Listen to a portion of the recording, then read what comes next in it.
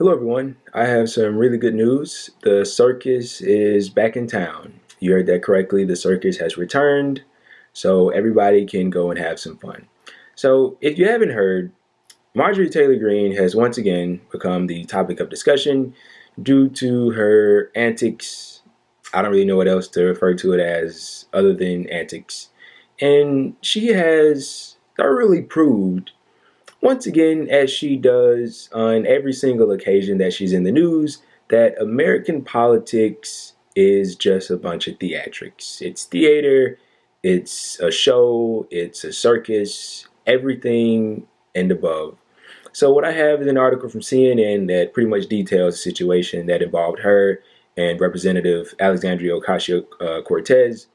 This was first reported by the Washington Post. I should note that before reading this. So, it says Republican Representative Marjorie Taylor Greene confronted Democratic Representative AOC outside the House chamber on Wednesday afternoon, the latest of several confrontations Greene has had with her Democratic colleagues. Ocasio-Cortez left the House chamber late Wednesday afternoon ahead of Greene, who shouted, "Hey, Alexandria," 2 times. Greene caught up with Ocasio-Cortez and began shouting at her and asking her why she supports Antifa and Black Lives Matter, who Greene also, this is in the article, but Greene refers to these two individual groups as terrorists, domestic terrorists. Both of those claims are false. Greene shouted that at Ocasio-Cortez that she was failing to defend her radical socialist beliefs by declining to publicly debate her. Cortez did not stop to respond to Greene and only turned around once and threw her hands in the air. So she hit her with the hands up, don't shoot, basically. Marjorie Taylor Greene says she's a chicken. She doesn't want to debate. I don't think the debate has been agreed to yet. That's what Greene told reporters after Ocasio-Cortez ignored her, referring to her request in tweets on the Green New Deal. Now, how this got to House Speaker Nancy Pelosi, she of course condemned it and said that it should be investigated by the Ethics Committee.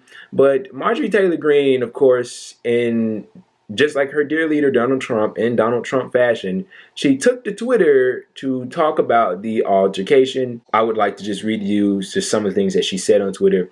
Members of Congress do not support terrorism and shouldn't be afraid to debate their legislation.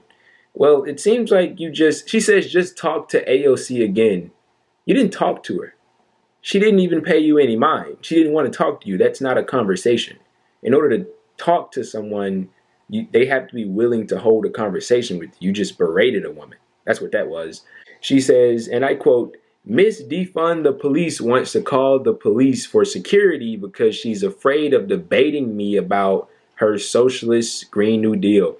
AOC is a fraud and a hypocrite. Since you lack the courage and intelligence to debate me, I'll debate the person who really wrote it."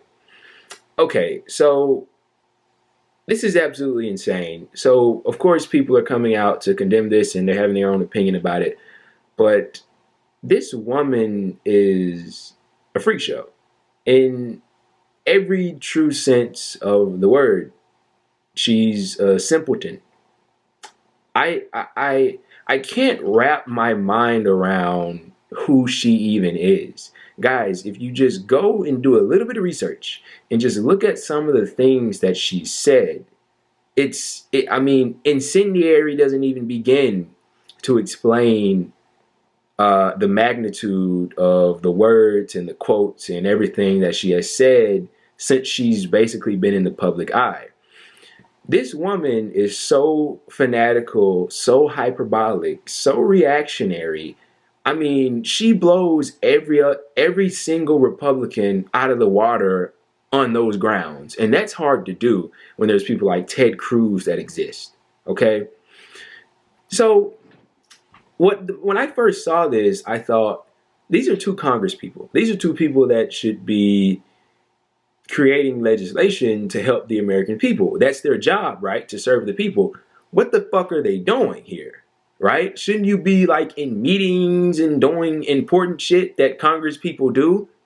But no, you're out here berating your supposed colleague here. Like AOC, I don't know where she was leaving from. She was probably tired. Everybody doesn't feel like chatting about, certain thing or at all during certain times of the day. You might have had a difficult morning, and that's what she has to deal with. I got to be honest, part of me kind of feels bad for AOC because she gets a lot of shit, of course, from the right, from her own Democratic Party establishment, the corporate Democrats, but she also gets shit from the left. And the criticism from the left is the only criticism that I'm willing to accept because that criticism is accurate. And I've made a lot of that criticism, over time as well. Now, some of it isn't accurate. People that refer to her as corrupt, among other things, that's all baloney.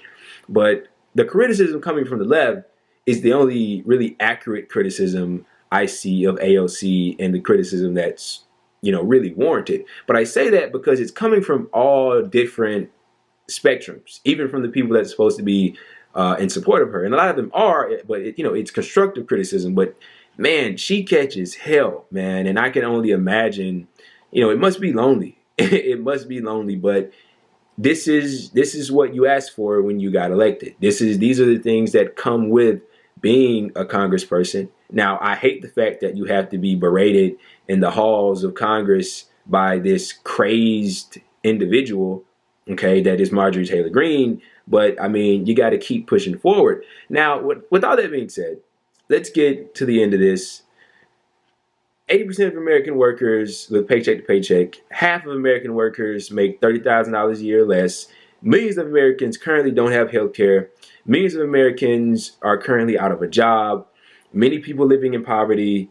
The pandemic is seemingly getting under control. We just got word from the CDC that if you are fully vaccinated, you can more or less ditch the mask, okay? But there's a lot of hurt. There's a lot of turmoil. There's a lot of anguish that's plaguing the country. The federal minimum wage still isn't a living wage. We're fighting endless wars, okay? All of that's going on in the country. And Marjorie Taylor Greene's big beef is to get AOC to debate her. So I took the liberty of seeing what kind of legislation this woman has proposed to fix all of the issues that I just outlined for you. So I'm going to read to you, not all of it, but a couple of bills, pieces of legislation that she has either sponsored or co-sponsored. Let's begin, shall we? H.R. 327. Expel Maxine Waters' resolution for incitement of violence and rioting against the United States. Wow. H.R. 328.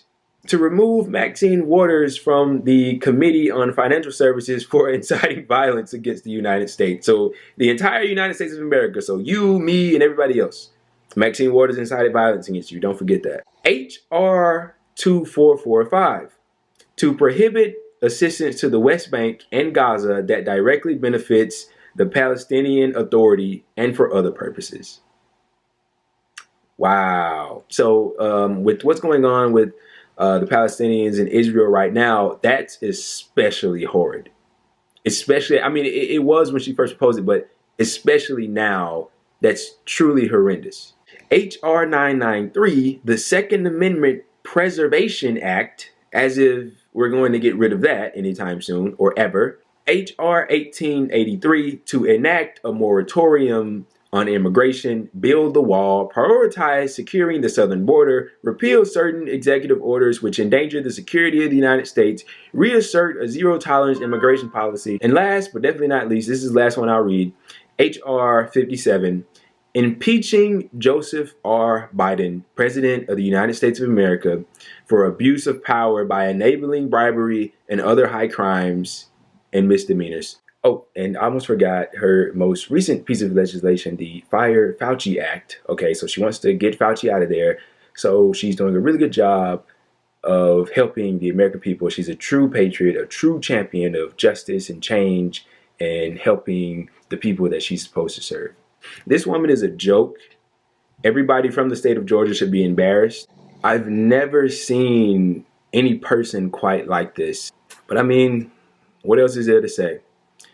This pretty much sums up American politics these days.